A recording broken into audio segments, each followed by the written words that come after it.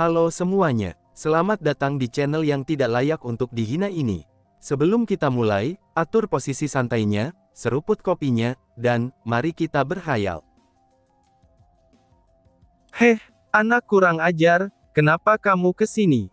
Sebuah suara muncul dari dalam dunia rahasia, di mana tempat para leluhur Sekte Langit berada. Dan suara itu adalah suara ayah Bing Yang, yaitu Bing Ye. Heh, ayah bodoh, kenapa kamu yang menjawabnya? Aku ingin berbicara dengan leluhur, bukan dengan kamu, balas Bing Yang kepada Bing Ye. Heh, anak durjana, katakan kepadaku, kenapa kamu kesini? Apakah perlu aku untuk menendangmu keluar dari ruang ini? Ucap Bing Ye yang kesal melihat Bing Yang. Sudah-sudah, Yang kenapa kamu ingin menemui leluhur? Tanya Bing Ming. Baiklah Bi, ini soal pesan yang telah dikirim oleh Lin Tian, jawab Bing Yang kepada Bing Ming. Melihat ekspresi serius dari Bing Yang, sepertinya ada sesuatu yang telah terjadi, mungkin ini terjadi kepada Lin Tian. Dia juga agak cemas jika menyangkut cucu tercintanya itu. Kalau begitu, cepatlah masuk, dan ceritakan kepada kami, ucap Bing Ming.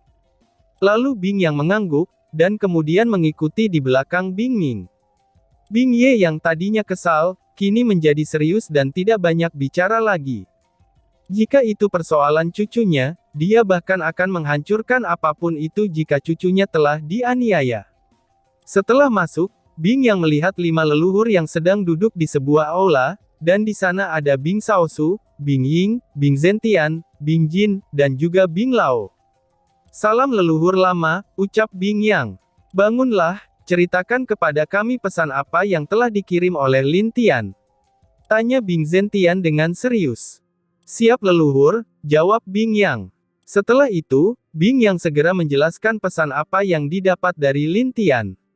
Dari saat Lin Tian menemukan warisan Zuzong, lalu masalah yang terjadi di kota Apung, mereka mengalami pertarungan, dan juga pertemuannya dengan Bing Zhao pada saat itu.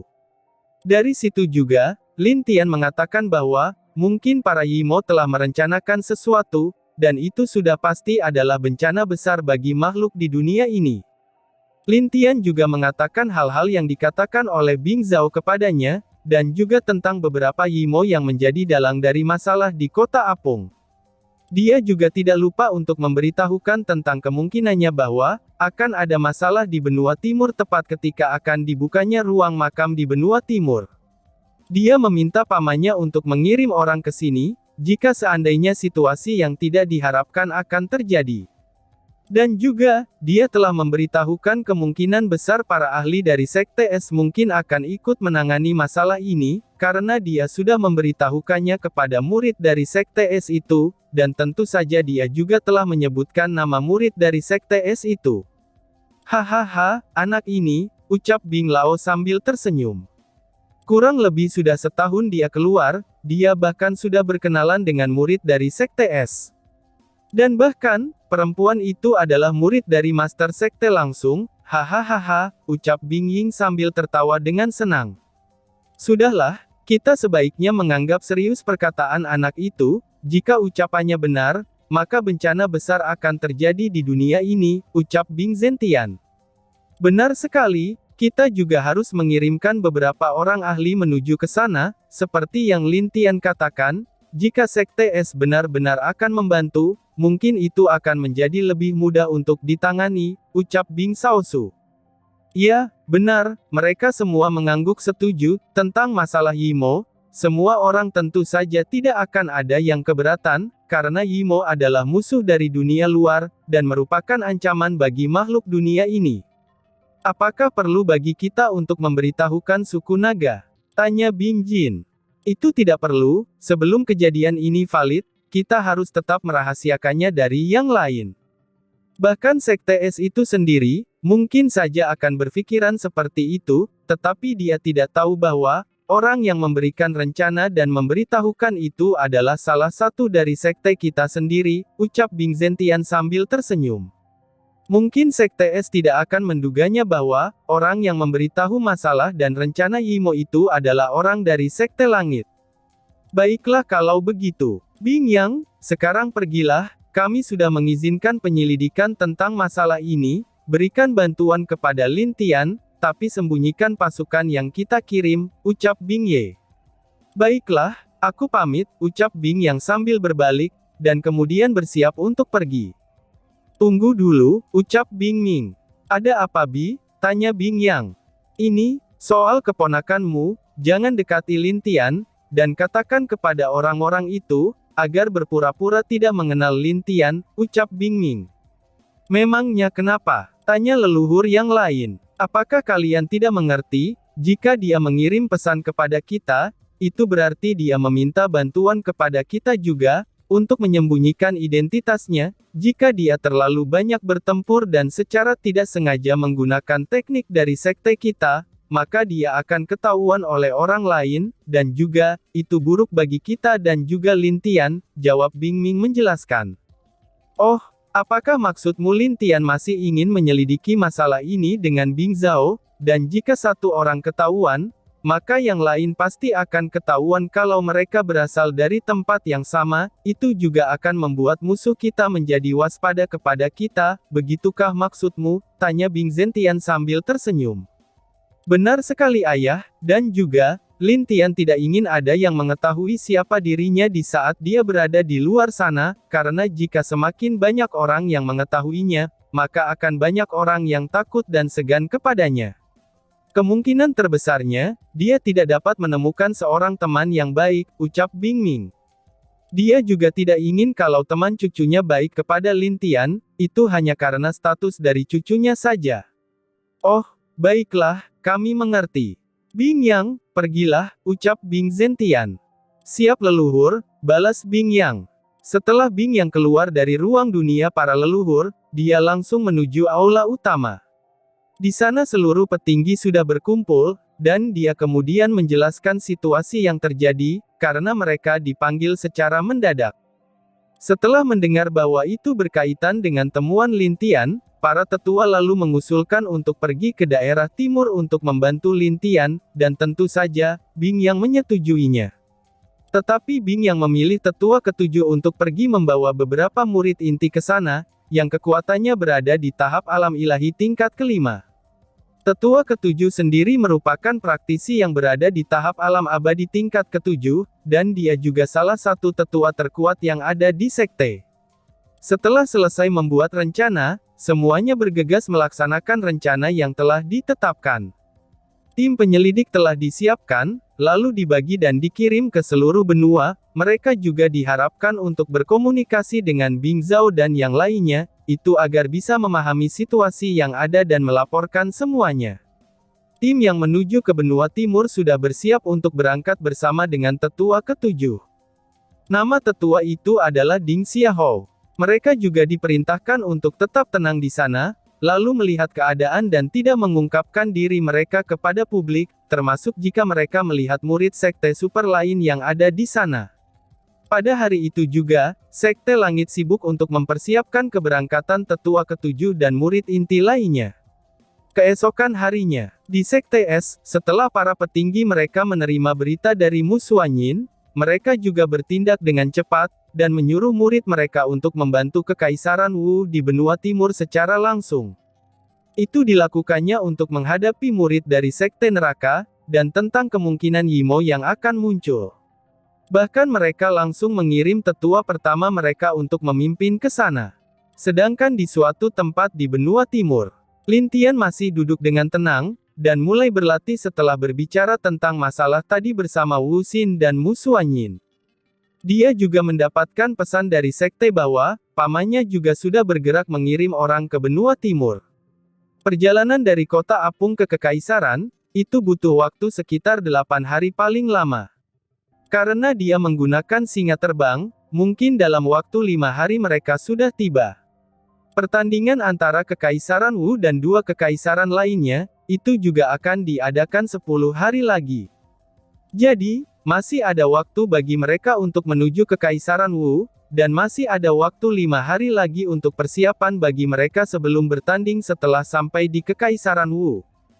Semoga saja apa yang aku khawatirkan tidak akan terjadi, gumam Lin Tian sambil menghadap langit malam, lalu dia menutup matanya, dan singa api tetap terbang di malam itu dengan cepat.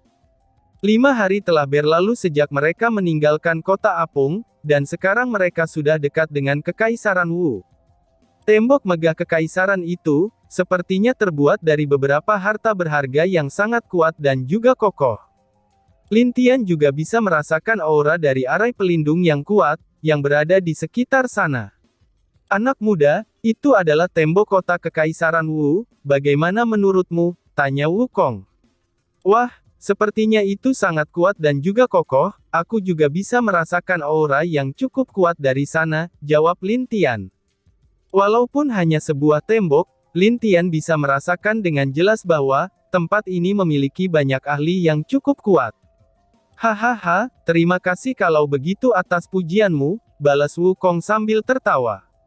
Paman, apakah kamu lupa bahwa, kita tidak boleh terbang setelah memasuki wilayah penjaga, ucap Wu Xin menegur Wukong.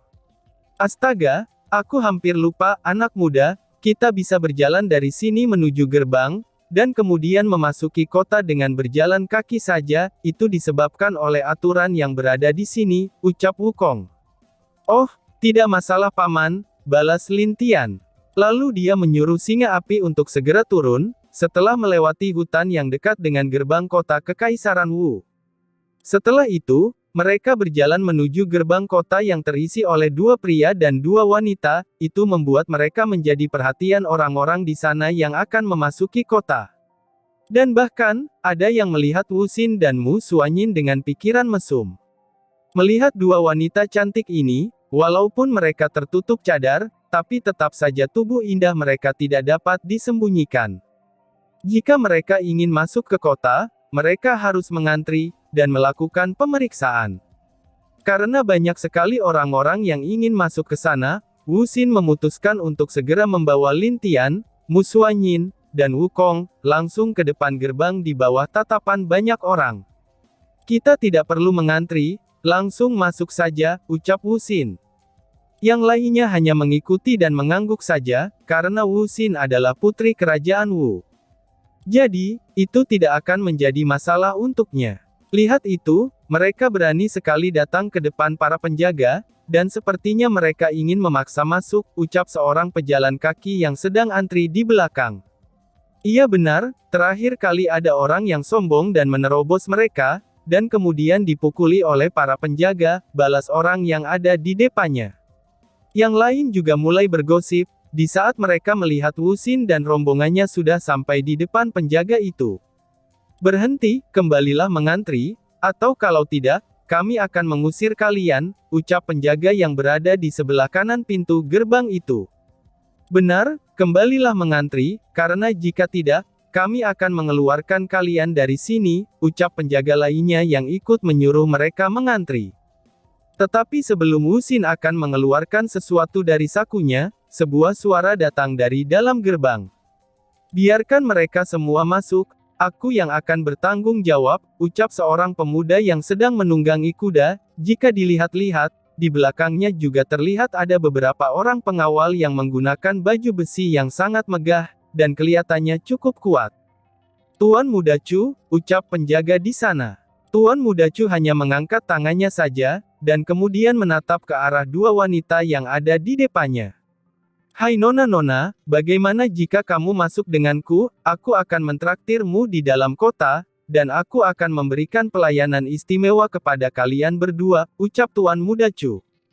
Semua orang yang mendengar Tuan Muda Chu mengundang 2 wanita ini, semuanya sangat iri kepada mereka, karena orang yang dipanggil Tuan Muda Chu ini, adalah anak dari salah satu keluarga besar di Kekaisaran Wu, dan dia adalah keluarga dari Jenderal Chu.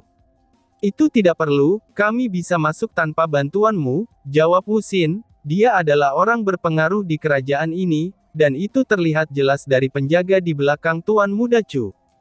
Keluarga Chu adalah keluarga nomor 2 setelah keluarga kerajaan Wu, yang juga ikut melindungi gerbang barat dari kota itu.